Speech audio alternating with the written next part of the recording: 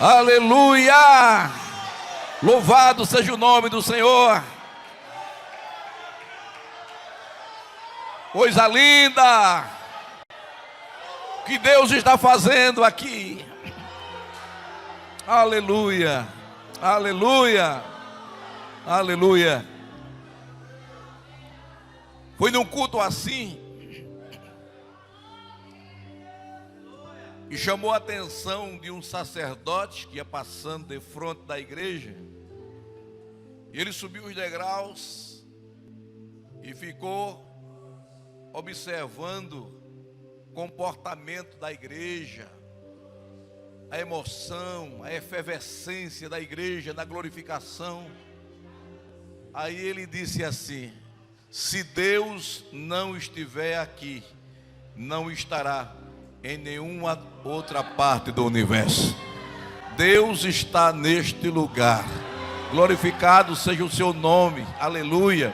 E aonde o Senhor está, há brado, a manifestação, a glorificação, a exaltação ao seu nome, porque só Ele é digno. Aleluia, aleluia, aleluia. Meus queridos, dizer que estou alegre é chover no molhado. Os irmãos podem sentar por um instante. Eu estava vindo para cá e o meu coração estava assim, extremamente ansioso para chegar. E quanto mais eu corria, mais Campina Grande se distanciava de mim. É como se o meu coração estivesse dizendo: hoje vai ter um banquete daqueles, lá na igreja congregacional do Calvário.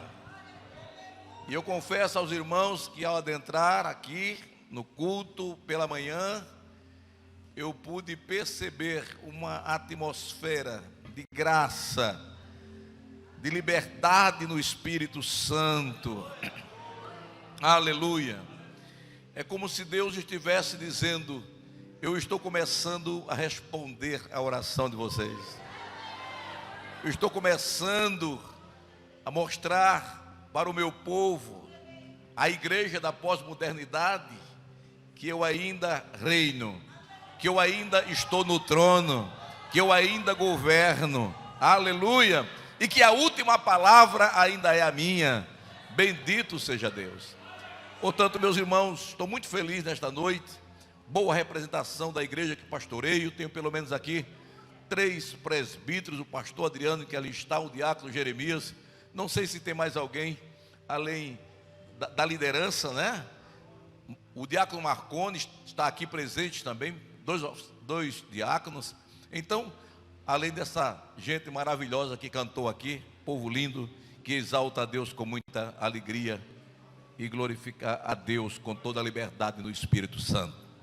Vamos abrir a palavra de Deus em 2 momentos. Hoje eu quero fazer a segunda parte da mensagem que foi pregada no 3º encontro de avivamento na cidade de Belo Jardim.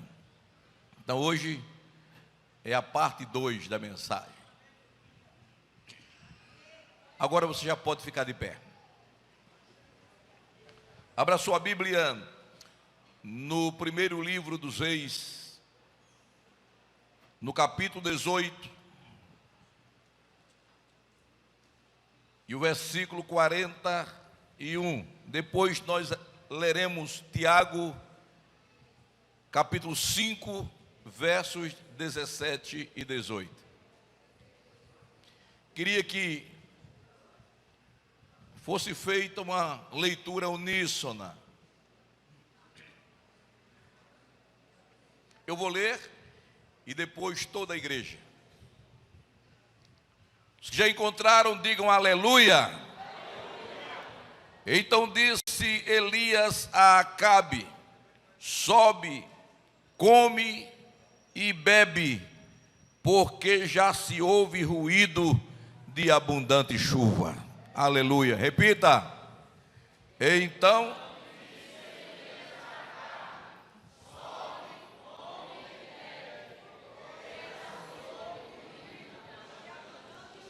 Agora vamos para Tiago 5, 17 e 18. Nos diz assim a palavra de Deus: Elias era homem semelhante a nós, sujeito aos mesmos sentimentos, e orou, diga, e orou, constância, diga constância, para que não chovesse sobre a terra. E por 3 anos e 6 meses não choveu. Repita, e orou de novo, e o céu deu chuva, e a terra fez germinar seus frutos. Aleluia. Podem sentar. Meus amados irmãos e irmãs, a cada dia que passa, eu fico mais convicto de que precisamos, como igreja e denominação, de um poderoso avivamento espiritual. Estou persuadido de que precisamos levar mais a sério a recomendação do apóstolo São Paulo quando disse: orai sem cessar. Orai sem cessar. Porque entendemos, amados, que apesar de todo o desenvolvimento científico, tecnológico, mesmo com todo o avanço da ciência nas suas mais vastas áreas, diante de todos os recursos, diante desse tempo pós-moderno, que nos proporciona tantas novidades, nada poderá trazer o conforto, a segurança e, sobretudo, a confiança que a oração transmite aos nossos corações. Isto porque, meus amados irmãos, quando você e eu oramos, nós não falamos com pessoas como você e eu. Quando nós oramos, é com Deus que nós falamos. E falar com Deus é diferente de falar com pessoas. Porque pessoas, por influentes que sejam, elas podem algumas coisas, enquanto que quando falamos com Deus, através da oração, nós falamos com alguém que tem as respostas para todas as nossas indagações e que tem o poder de suprir todas as nossas necessidades e que tem as saídas para todas as incógnitas da nossa vida. Quando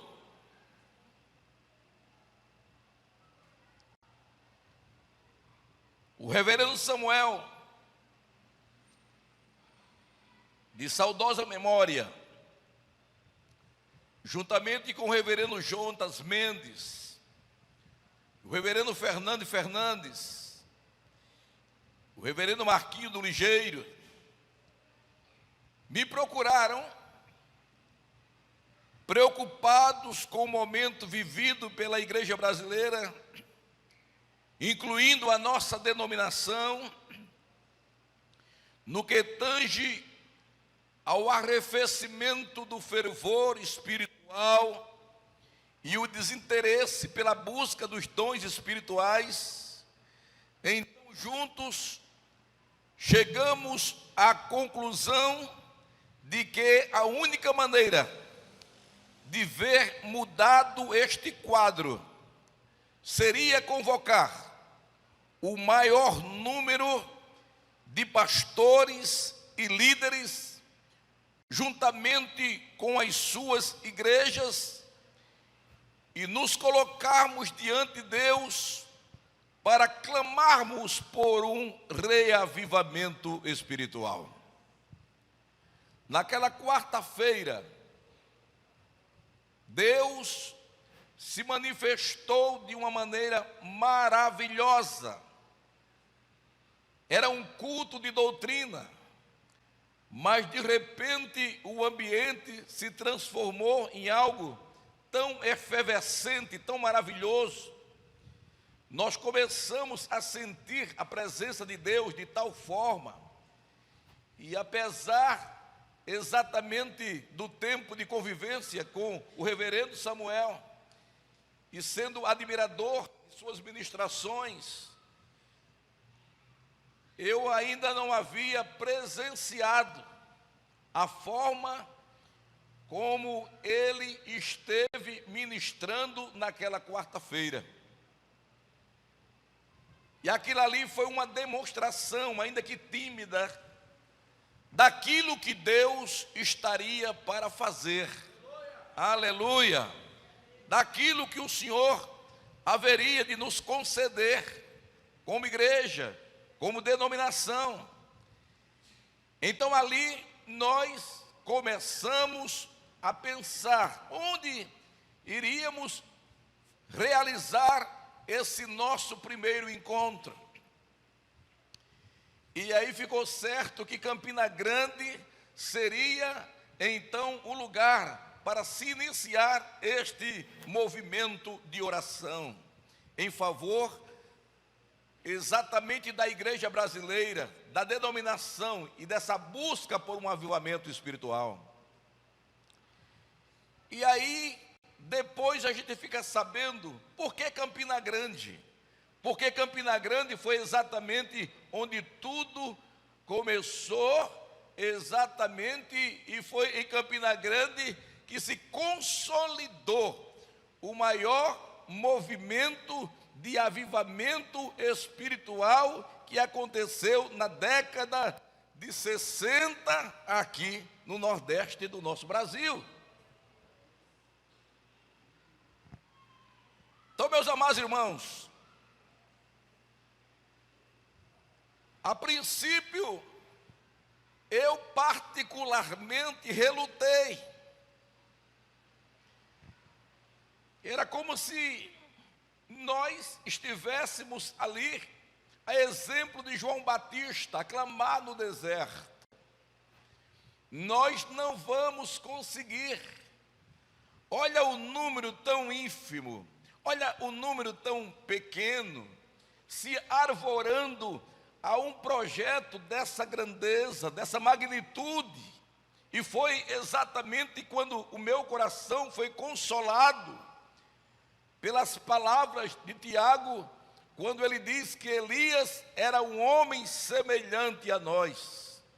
Ele não era um semideus, ele não era alguém com poderes especiais, ele era um homem comum, sujeito às mesmas paixões. Agora a ênfase foi, e orou, para que não chovesse, e por 3 anos e meio não houve chuva, e depois orou. Então eu pude entender que o que Deus estava dizendo é: você não pode se estribar na sua capacidade, na sua intelectualidade, no poder econômico que você tem.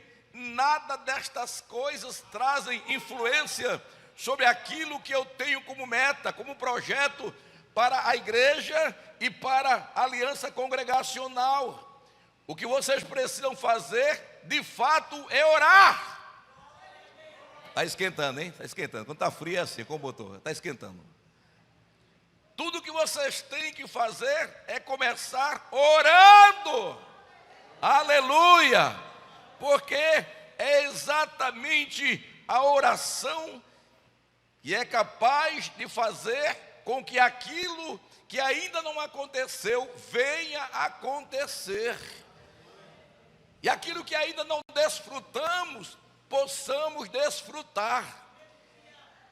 E essa palavra trouxe ânimo ao meu coração, revigorou a minha alma.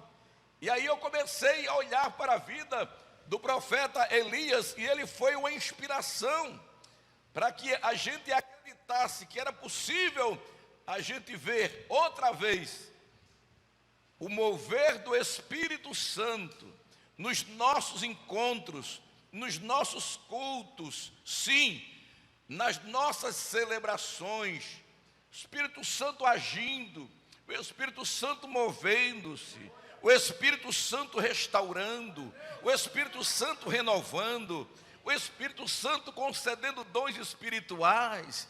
Louvado para sempre seja o nome do Senhor. Meus irmãos, me assombrou, como também certamente em algum dia você ficou assombrado quando você leu de que Elias era um homem semelhante a nós. E eu fico olhando, mas como Elias é um homem semelhante a nós? Depois nós vamos ver que, de fato, o que a Bíblia diz é verdade. Elias era um homem semelhante a nós, sujeito às mesmas fraquezas que nós, e orou com instância para que não chovesse sobre a terra. E por 3 anos e 6 meses não choveu, e orou de novo, e o céu deu chuva, e a terra fez germinar seus frutos. Então entenda o contexto vivido por Elias naqueles dias. Estava reinando sobre Israel o rei Acabe. E a referência que nós temos no capítulo 16 do primeiro livro dos reis, 29 a 30, é que esse rei Acabe fez o que era mal perante o Senhor, mais do que todos os que foram antes dele. E como se não bastasse, ele tomou por mulher Jezabel, adoradora do deus Baal, uma mulher diabólica, que levou não só o seu marido a se prostrar diante de Baal, mas a perseguir também os profetas de Deus, tornando cada dia mais impura a nação de Israel, com a proliferação de templos pagãos e ritos idólatras. E aí o salmista, no Salmo 11, versículo 3, nos diz: quando os fundamentos são destruídos, que poderá fazer o justo? Quando os fundamentos são destruídos, que poderá fazer o justo? A nação que antes havia experimentado as ações de Deus, suas intervenções na história, agora vive um caos moral e espiritual. E agora contempla tudo o que está acontecendo como se Deus não mais existisse, ou não mais se importasse com a honra e a glória do seu nome, porque o povo havia perdido o espanto da santidade de Deus. Meus irmãos, quando se perde o espanto da santidade de Deus, então não resta mais absolutamente nada. Quando o povo perde o temor de Deus, então já não tem mais nenhum compromisso com Ele, e passa a viver da forma que acha ser conveniente.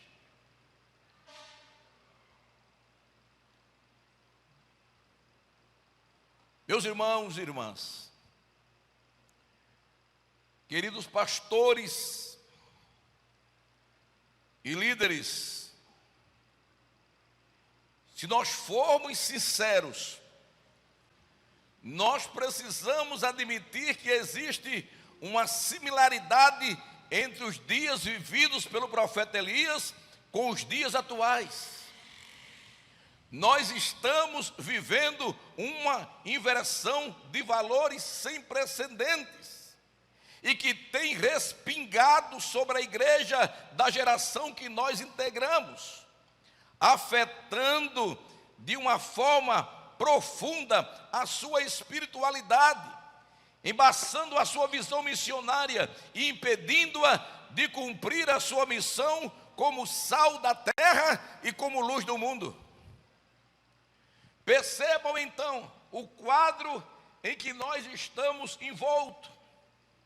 Faça uma análise, pense comigo e veja exatamente que as coisas que estão acontecendo no entorno da igreja têm afetado a vida espiritual da igreja.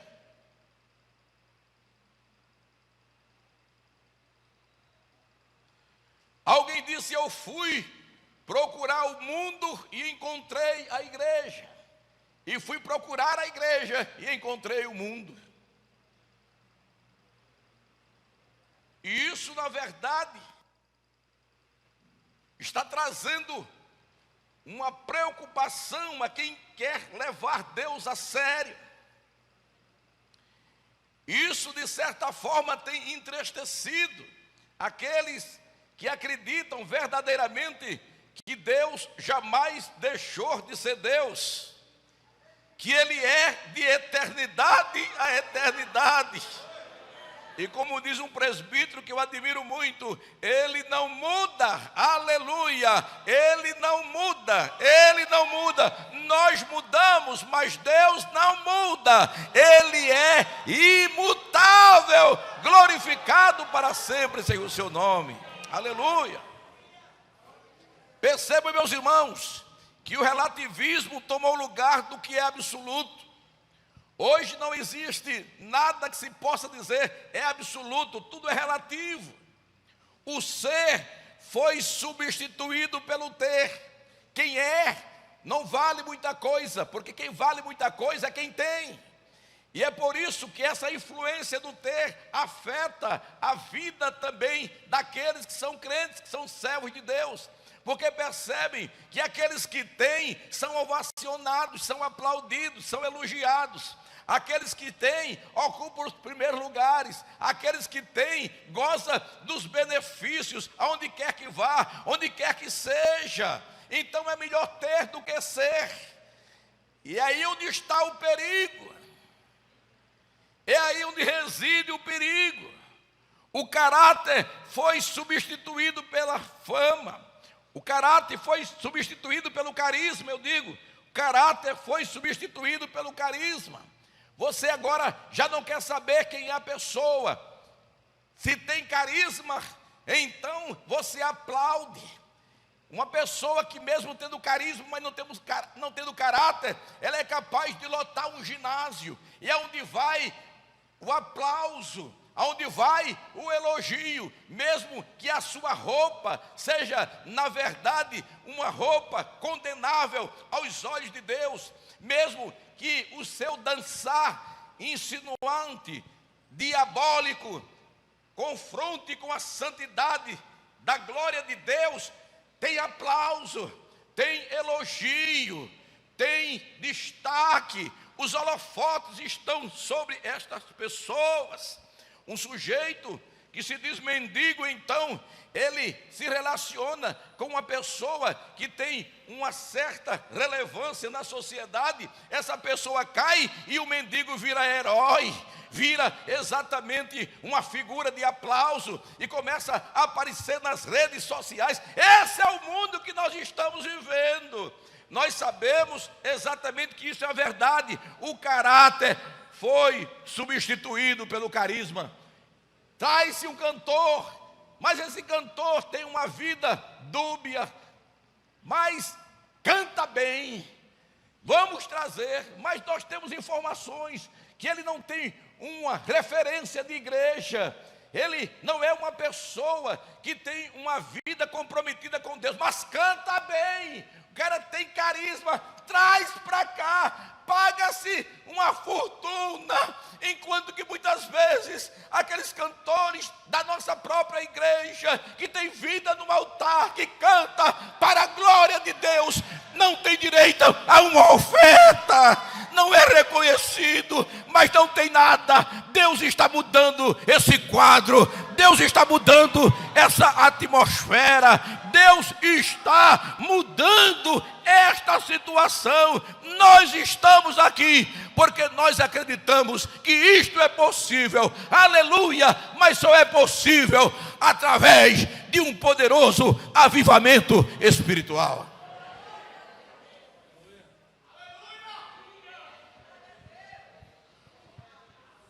Pecado recebeu uma nova nomenclatura. Pecado já não é mais pecado. Pecado é legalismo. Pecado é legalismo. E santificação é coisa obsoleta. Você ainda é desse tempo, meu filho. Você é retrógrado. Parece que você não se apercebe do século em que você vive. Olha, meu Deus, ainda que cara careta, e você ainda vai nessa. Então, meus irmãos, este é, na verdade, o quadro vivido pelo mundo e que tem respingado na vida da igreja. A pregação da palavra de Deus, a pregação da palavra no culto divino, está sendo substituída por uma longa programação. E se der tempo, haverá mensagem. E que precisa ser curta para não cansar os presentes. Se houver mensagem, então o culto, ele tem de tudo. Ele tem dança, ele tem coreografia. O culto tem tanta coisa, que quando chega a hora da mensagem, tem gente que ainda diz: agora nós vamos para a parte mais importante do culto, e Deus vira as costas, porque não é verdade. Nós colocamos tudo no culto, que muitas vezes conflita com a natureza da teologia apresentada pela palavra de Deus, e nós, então, quando chegamos o momento de receber a palavra de Deus, nós reputamos como sendo a mais importante, quando na verdade está sendo a mais desprezível. Você pode ver, às vezes nós trazemos um pregador, investimos, o cara tem conteúdo, é um cara sério, e naquele dia, quando a igreja poderia, e eu não estou dizendo que não faço isso, estou me incluindo, quando a igreja poderia desfrutar muito mais daquele pregador, que tem muito a oferecer, então canta gente grande, gente pequeno, bota-se coral, bota-se departamentos infantis, e a gente ocupa todo espaço, quando deveríamos, na verdade, usar estas pessoas nos cultos comuns, e dar prioridade exatamente àquele que vem de tão longe, que se preparou para trazer a mensagem do coração de Deus para o coração da igreja. E é quando tem mensagem, grande ou pequena, porque existem igrejas em que já não se pensa mais na mensagem, porque o louvor já é uma mensagem. Para que mais mensagem? Sabe outra coisa? Já não se faz necessário um culto só para oração. É preciso colocar oração e mais outra coisa, porque é desnecessário um culto só para oração. Então, por isso, por estes e por muitos outros motivos, é que nós precisamos suplicar a Deus por um avivamento que tire a igreja dessa letargia e desse estado de torpor espiritual. E nós estamos aqui porque nós acreditamos que nós vamos mudar, que Deus vai fazer uma transformação, uma mudança na minha e na sua vida, na vida da sua igreja, para a glória do seu nome. Aleluia! Foi exatamente, meus irmãos e minhas irmãs, num tempo assim, que Deus levanta Elias, um homem semelhante a nós, não conformado com o estado deplorável do seu povo e de sua nação, com a desonra do nome do Senhor, que ele declara que não haveria chuva nem orvalho, e por 3 anos e meio os céus se fecharam em demonstração da aprovação do Senhor, a palavra do seu servo. Aleluia! Então Elias desaparece. E depois de um tempo ele aparece. Isso mostra que há um tempo de desaparecer, mas há um tempo de aparecer. Há um tempo em que parece que Deus não está nem aí, que a gente pode fazer o que a gente quiser fazer. Parece que a gente está com o livre-arbítrio de viver o nosso cristianismo da forma que a gente entende. E aí, quando a gente pensa que é assim, então Deus vem ao nosso encontro. Elias desaparece, mas depois então ele aparece. Coisa linda. Mas aparece não apenas por aparecer. Ele traz consigo uma proposta desafiadora. E conforme o livro do 1 Reis 18, 17 a 24, Elias está determinado a enfrentar as hostes da maldade. Ele vem revigorado, ele vem na sua força, ele vem na pujança, na graça que emana do trono de Deus. E ele vem não para retroceder, não para ser derrotado.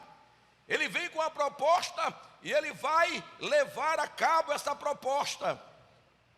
E por que ele vai triunfar? Porque ele está guiado por Deus. Ele está conduzido pelo Espírito Santo. Se você pensar que esse movimento de oração vai enfraquecer, vai retroceder, está enganado. Porque nós ficamos muito tempo no silêncio. Mas agora Deus está rompendo o silêncio e está chegando, aleluia, exatamente para mostrar que nós precisamos de um avivamento espiritual, porque a igreja que vai ser arrebatada não é essa igreja que a gente pastoreia. Os pastores que vão ser levados para o céu não somos nós que estamos nos púlpitos das nossas igrejas. A liderança que o Senhor vai levar é aquela que vai passar exatamente pelo fogo do avivamento espiritual. Porque a igreja vai chegar no céu triunfante, a igreja vai chegar no céu gloriosa, a igreja vai chegar no céu sem mácula e sem ruga. Bendito seja o nome do Senhor. Aleluia.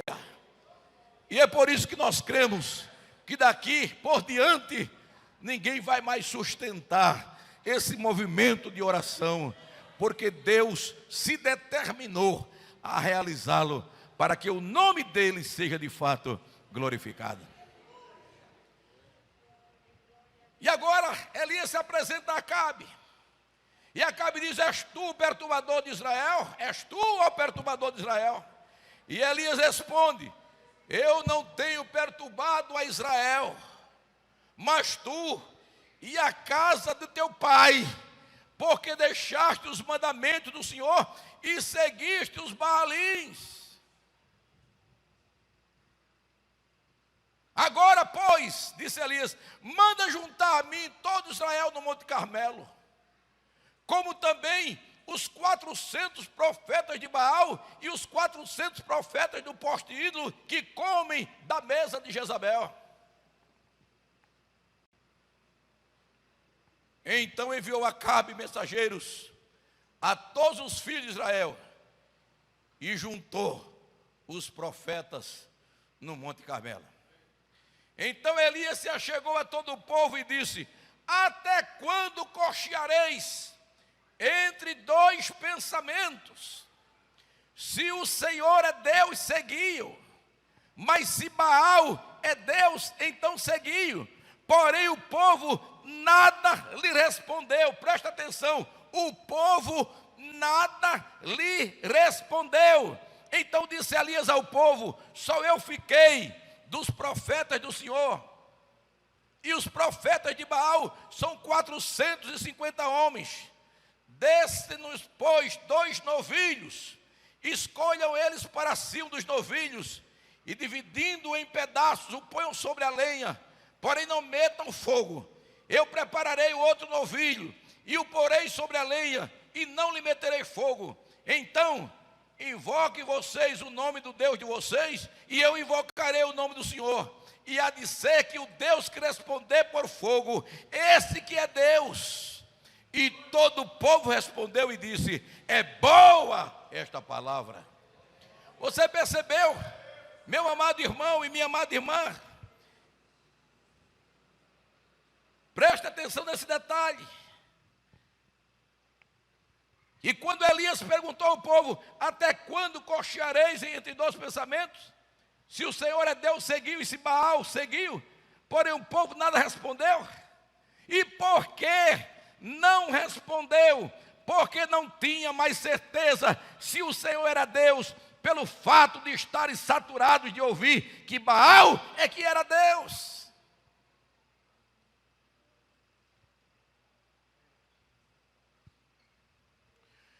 Elias sabia que o povo havia perdido a sua referência de nação, que se chamava pelo nome do Senhor, e que só um desafio nos termos por ele apresentado é que poderia resgatar a crença do povo no seu verdadeiro Deus.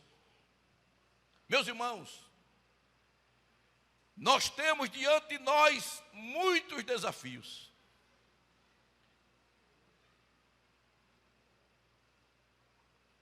E um dos grandes desafios é lembrar a aliança congregacional, como ela veio a existir. O que determinou o nome Aliança das Igrejas Evangélicas Congregacionais do Brasil.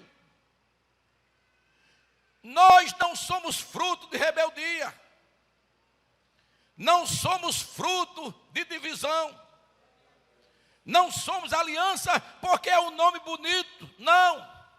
Nós somos o resultado de uma visitação sobrenatural do Espírito Santo na década de 60, que encheu o coração de homens como o reverendo Rosivaldo Araújo, Enéas Tonini, Jonas Catão, Raul de Souza Costa, Isaías Corrêa dos Santos, Roberto de Souza e tantos outros que não tiveram medo de perderem suas igrejas e testemunharem a contemporaneidade dos dons espirituais, afirmando que o que aconteceu no Pentecostes ainda acontece nos dias atuais, por eles mesmos e tantos outros que tiveram a experiência de falar em outras línguas, de profetizarem e serem cheios do Espírito Santo, pregando conforme o sermão de Pedro no dia memorável da descida do Espírito Santo em Jerusalém, conforme Atos 2:39. Pois para vós outros é a promessa, para vossos filhos e para todos que ainda estão longe, isto é, para quantos o Senhor nosso Deus chamar.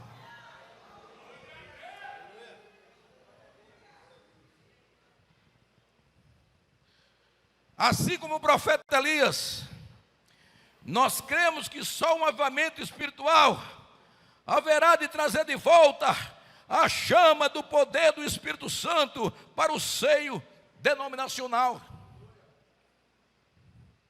De uma coisa não temos dúvidas: Elias era homem sujeito aos mesmos sentimentos que nós.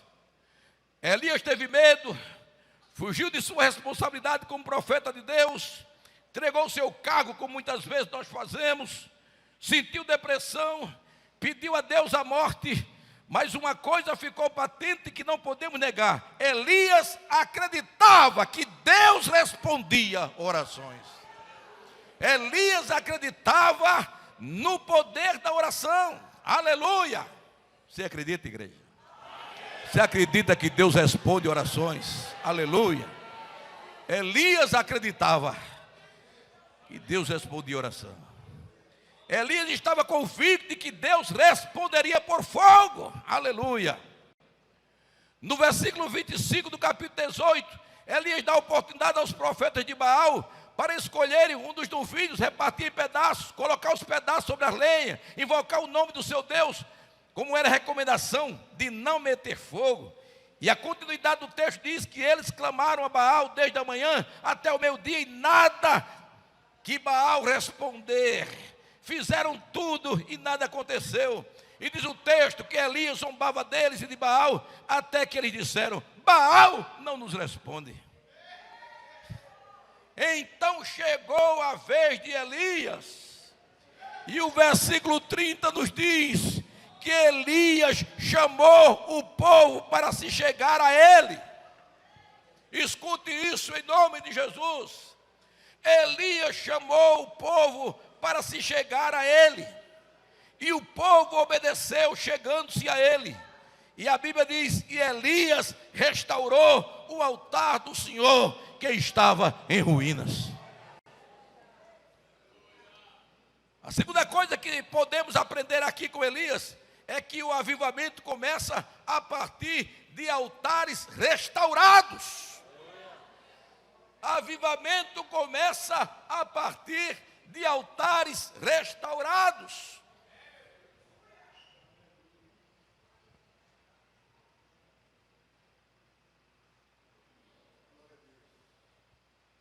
E nós temos aqui dois altares importantes. O altar da comunhão do povo com o seu Deus. Quando Elias restaura o altar diante do povo, era uma real demonstração de como estava quebrada a comunhão deste povo com Deus. Elias diz: vem para cá, bem para pertinho. E ele começou exatamente a restaurar o altar na presença do povo. E ele foi estratégico, porque ele começou exatamente a fundamentar o altar com 12 pedras, que fazia exatamente lembrar o quê? As 12 tribos de Israel.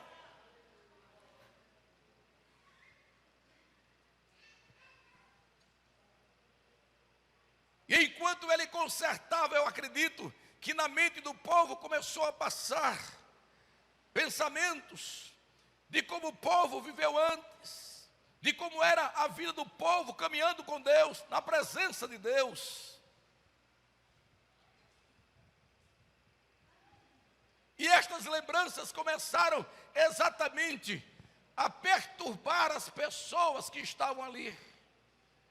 Porque, irmãos amados, não há tragédia maior do que uma pessoa que um dia esteve em plena comunhão com Deus, que falou em outras línguas, que profetizou, que teve visões, que ganhou almas para o reino de Deus, que tinha uma vida intensa de comunhão, que Deus falava com ele falava com Deus, ele falava com Deus e Deus falava com ele. Havia exatamente essa interação.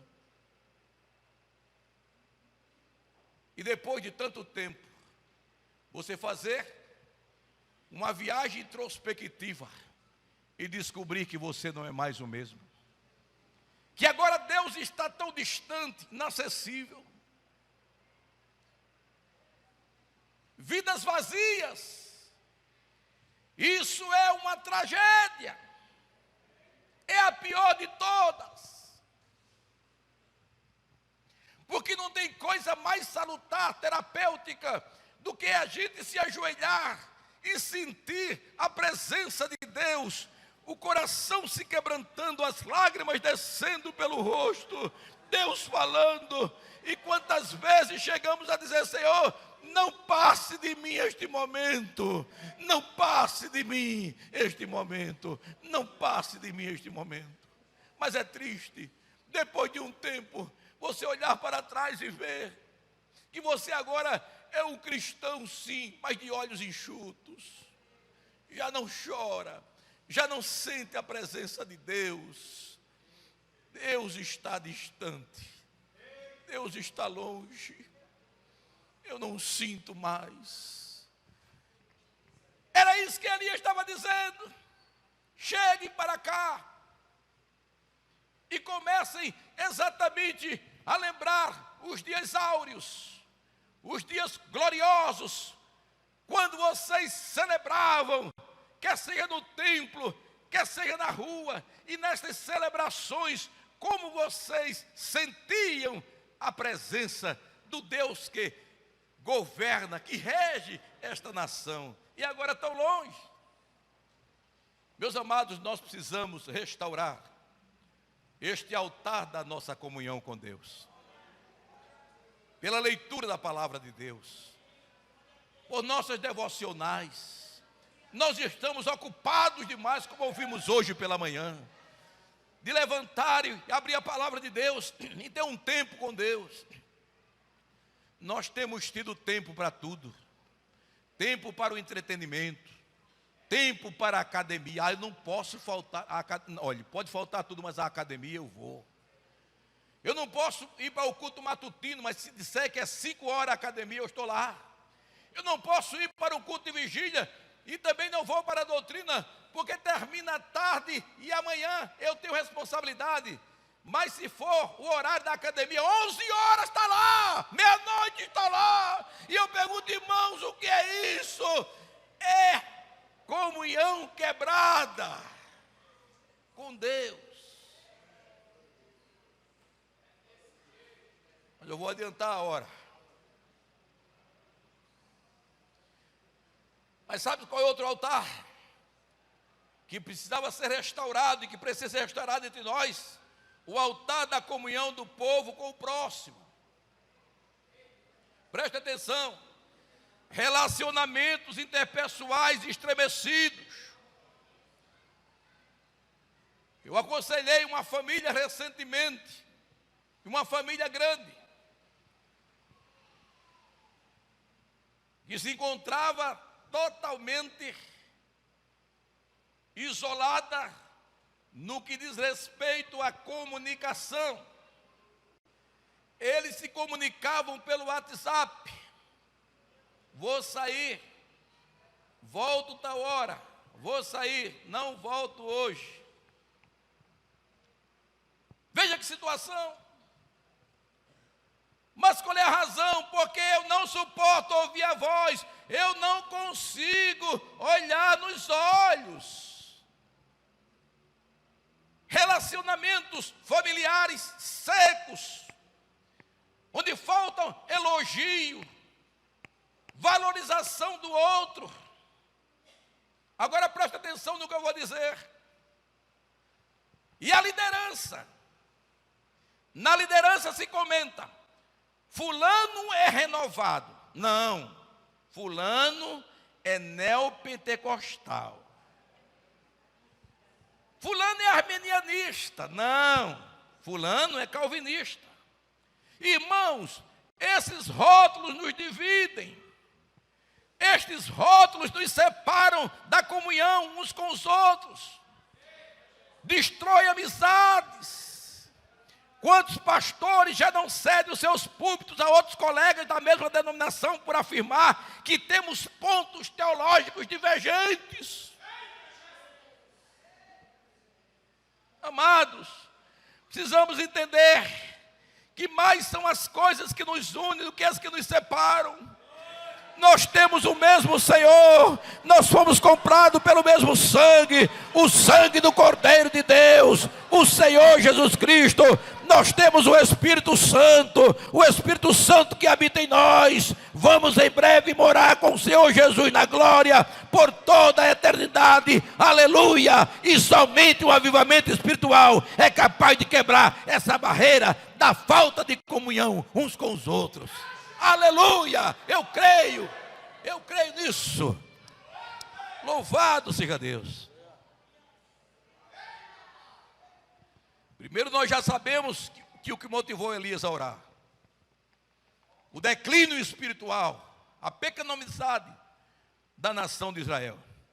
A segunda coisa a observar é a maneira como Elias orou. E conforme o capítulo 18, 36 do primeiro livro dos Reis, Elias orou evocando os nomes dos personagens que lhes fazia lembrar a aliança que Deus tinha com eles. Que embora o seu povo tivesse quebrado o seu pacto com Deus, todavia Deus mantinha o seu pacto com o seu povo de pé.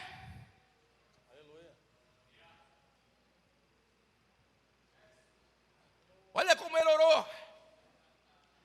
Deus de Abraão, Deus de Isaac, Deus de Jacó.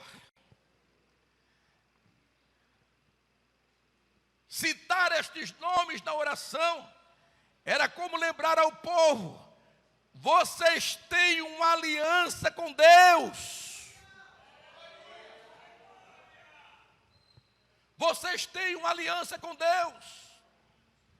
E embora vocês tenham quebrado esse pacto, o pacto de Deus com vocês permanece de pé. Deixa eu dizer uma coisa, irmãos. Ainda que nós nos afastemos de Deus, Deus jamais vai se afastar de nós. Ainda que você o deixe, Ele não vai lhe deixar jamais. Ainda que você queira desistir, você não pode. Sabe por quê? Porque você foi comprado e foi selado. Aleluia! Tem um selo aí na sua vida. Eu não sei como é que você está, mas se fizer, na verdade, uma reviravolta nesse corpo, você vai encontrar um selo como propriedade de Deus. E sabe o que é o selo? O selo do Espírito Santo. Louvado seja Deus. O Espírito está entristecido no coração de muitos, mas não extinto. E é por isso que Deus se importa em demonstrar ao seu povo que a aliança que foi feita está de pé. Amém? A aliança que foi feita está de pé. Louvado seja Deus. E que o seu povo soubesse que Ele ainda era Deus sobre a sua nação e que ainda havia profeta verdadeiro no meio deles. Fique sabido hoje que eu sou teu servo e que tudo quanto eu fiz segundo a tua palavra. Que este povo saiba que há profeta verdadeiro em Israel. Irmãos, muita gente, dos nossos, pessoas, da gente, e muitas vezes tem medo de se aproximar de um aglomerado como esse, uma proposta como essa, por achar que existe muita meninice. Existe muita coisa que não é verdadeira, que não é real. Irmão, se existe o falso, é porque existe o verdadeiro. Elias disse: vocês estão no meio de falsos profetas. Eles estão azucrinando a vida de vocês e a fé de vocês. Agora se lembre de uma coisa: ainda tem profeta de verdade. Ainda tem profeta verdadeiro, que não invoca Baal, não. Invoca o Deus único, supremo, soberano, santo, que é o Deus de Israel. Aleluia! Fique sabendo hoje que eu sou teu servo e que tudo isso aconteceu segundo a tua palavra. Meus irmãos, Elias ainda estava orando, aí o fogo desceu. Desceu e lambeu tudo que tinha naquele altar, e ainda secou a água que estava no entorno do altar. E aí todo o povo gritou: só o Senhor é Deus, só o Senhor é Deus, só o Senhor é Deus. Aleluia, aleluia. Isso mostra, meus irmãos, que o propósito do avivamento é a glória de Deus. O propósito do avivamento é a glória de Deus. Elias fez tudo aquilo, mas quando o povo viu o fogo descer, a manifestação de Deus no sobrenatural, desmanchando aquele altar. O povo não disse: só Elias é Deus, só Elias é Deus, irmãos.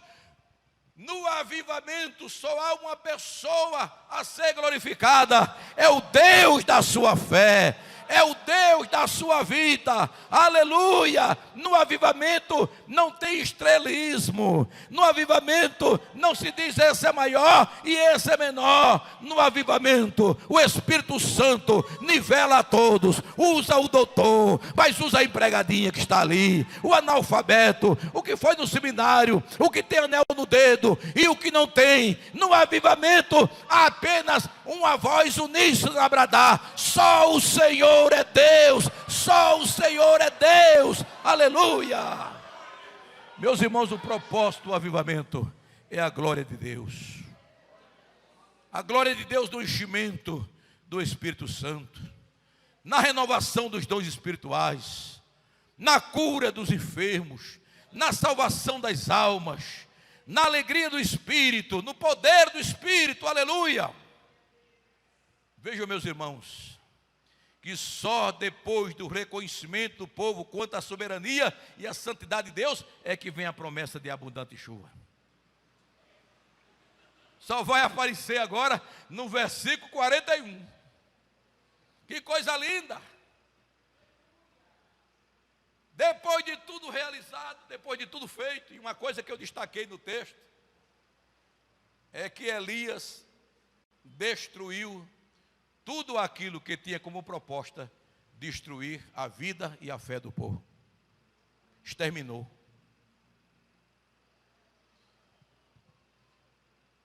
No avivamento, nada que nos levou a um estado de torpor espiritual deve restar, fazer parte da nossa vida.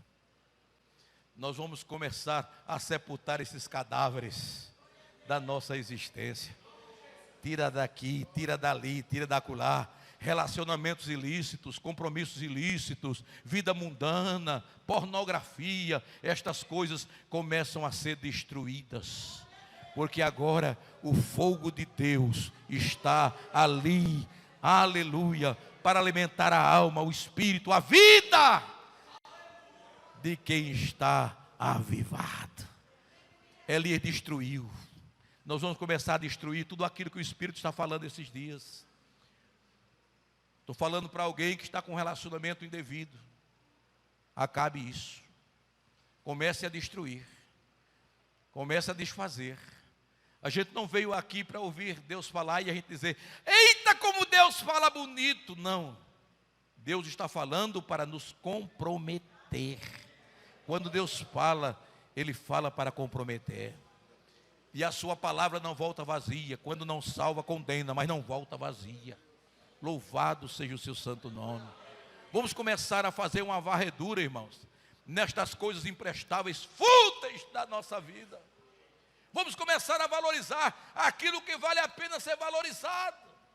Às vezes nós estamos perdendo tempo com tantas coisas que não acrescentam nada à nossa vida. Quer ver uma coisa?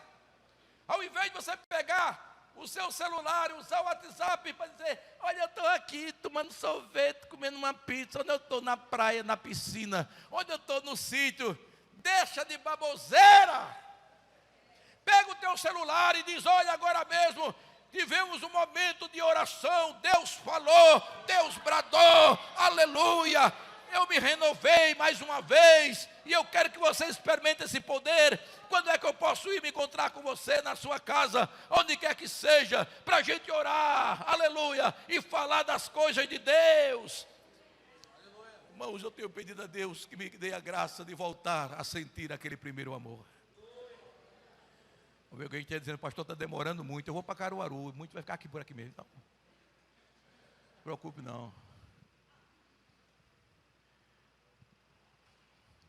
Meus primeiros 30 dias de conversão, cheguei no meu trabalho, comecei a falar de Jesus. Intervalozinho falando de Jesus. Tá? Meu chefe se levantou e disse: rapaz, você não tem outra coisa para falar? É Jesus aqui, é Jesus ali, e o culto foi assim, a pregação é o primeiro amor. Eu disse: chefe, a boca fala do que está cheio o coração. Quantas vezes você e eu sentamos aqui para fazer um balanço do fim de semana, das orgias, das indecências, das coisas que cometíamos, mas agora isso passou, patrão. A Bíblia diz: se alguém está em Cristo, é uma nova criatura. 14 dias depois, irmão, da minha conversão, eu estava batizado com o Espírito Santo, falando em outra língua. Ninguém me segurava. Eles, pois eu o proíbo de falar aqui. Eu disse: e eu me submeto, porque a minha Bíblia diz para respeitar as autoridades constituídas, e você é uma autoridade sobre mim. 3 dias depois, ele chegou perto de mim e disse: fala, volta a falar. Eu estou com saudade de ouvir você falar, porque eu sei quem você era e eu sei quem você é agora. Louvado seja o nome do Senhor. Se encha de Deus, se encha do Espírito Santo, que é a proposta desse encontro. E você só vai falar das coisas que enaltecem a Deus, que enaltecem ao Senhor. E você vai começar a ver coisas que você não viu ainda. Aleluia. Você vai experimentar Deus lhe usando com muita graça, com muita unção, com muito poder. E alguém vai dizer o que aconteceu na tua vida, e você vai dizer: o Espírito Santo encheu a minha vida. Eu cantei tanto, o Espírito enche a minha vida. Ele veio e encheu a minha vida. E hoje, aleluia, a minha vida é para o louvor da glória de Deus. Aleluia. Meus irmãos, eu estou caminhando daqui para o final, 2 horas terminam. Vejam, 2 coisas a serem consideradas nesta experiência vivida pelo profeta Elias, e que foi determinante para que o povo desfrutasse daquela restauração espiritual. Primeiro, veja que no final do versículo 36 do capítulo 18, Elias diz: fique hoje sabido que tu és Deus em Israel, e que eu sou teu servo, e que segundo a tua palavra fiz todas estas coisas. O que eu quero dizer aqui nesta noite é que todo verdadeiro avivamento tem como característica o retorno sincero à palavra de Deus. Todo verdadeiro avivamento tem como característica o retorno sincero à palavra de Deus. Amém, meus irmãos? Tanto os avivamentos bíblicos como os avivamentos históricos, todos, na verdade, tiveram como base o retorno à palavra. A segunda coisa que nós podemos destacar aqui nesta noite, na experiência de Elias, é que sem oração não há avivamento espiritual. Palavra de Deus e oração são as pilastras indispensáveis que sustentam o avivamento, que traz a presença do Espírito Santo para reinar e ser pleno no meio da igreja. Bendito seja o nome do Senhor. Aleluia. Quando nós falamos de avivamento espiritual, muitos dos que não creem na contemporaneidade dos dons dizem: não precisamos de avivamento, porque acham que avivamento é gritaria, é histerismo, é barulho. Embora nós saibamos que avivamento traz barulho. Avivamento traz barulho. Já pensou que você está alegre e alguém diz assim: não abra a boca? Você está feliz? Não sorria. Contenha-se. A coisa que eu mais detesto é um pai bater no filho e dizer: engula o choro. Eu fico por aqui. Como é que eu apanho e engulo o choro? E tem que engolir o choro. Não existe isso. Se eu bater é para chorar. Se eu estou alegre é para sorrir. Se o Espírito me encheu é para glorificar, é para exaltar, é para me dizer: não me privem disso, eu vou explodir. Eita, meu Deus, é a balaba churicanta labanar. Aleluia, não me privem disso. Diz que um dos avivalistas estava em oração e o poder de Deus veio sobre ele. E foi uma coisa tão intensa que ele orou a Deus e disse: Senhor, alarga o vaso, senão ele vai explodir. Eita Deus, é assim que Deus quer fazer. Na minha e na sua vida, na vida da igreja, na vida da denominação. Louvado seja o nome do Senhor. Avivamento não é barulho, mas traz barulho. Uma vez um crente tradicional, daquele que não crê em nada, ele foi participar de um culto de oração renovado. E quando chegou no final do culto, ele procurou o pastor, disse: pastor, me responda uma coisa. O pastor disse: diga. Para Deus responder a oração, tem que gritar. Ele disse: não, mas ele também não é nervoso.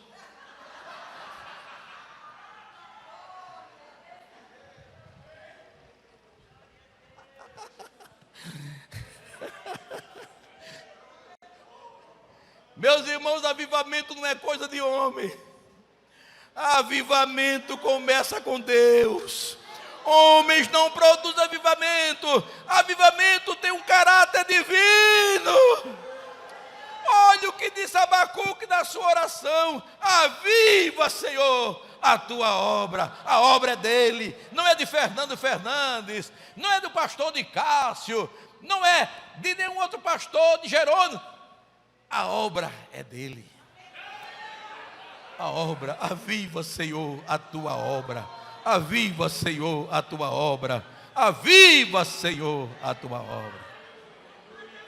Agora, concluindo, meus irmãos, de verdade, avivamento é a presença do Espírito Santo na igreja. Avivamento é o fogo ardendo no altar do coração do crente.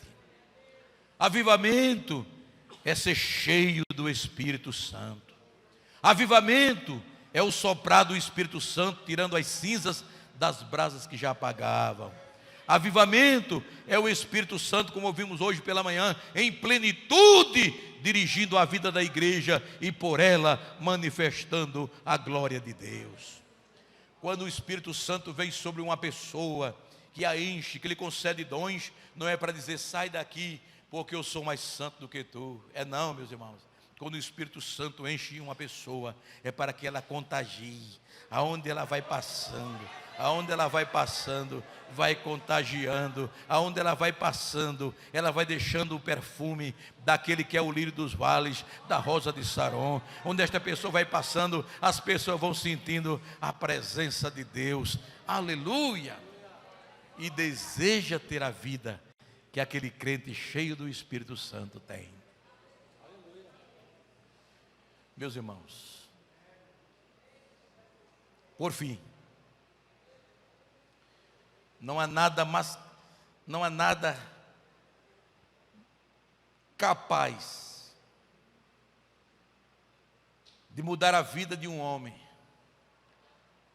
de mudar a vida de uma mulher, de mudar a vida de uma igreja, de mudar a vida de uma cidade, de mudar a vida de uma nação, do que o derramar poderoso do Espírito Santo.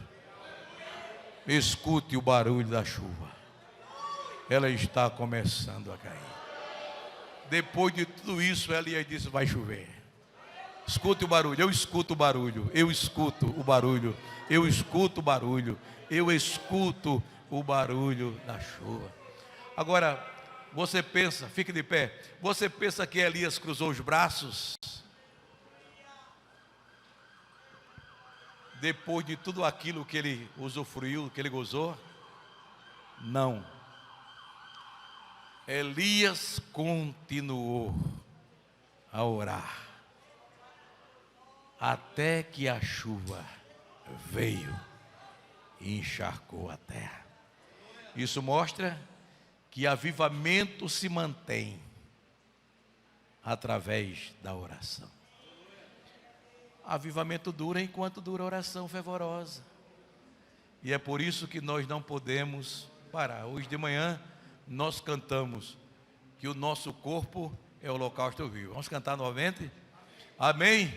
Não podemos esquecer de tirar as cinzas, renovar a lenha, porque o fogo não pode se apagar. Dá para sair essa canção aí, meu filho? Dá? Aleluia. Então vamos lá, cantando com muita alegria, para a glória de Deus. Aleluia.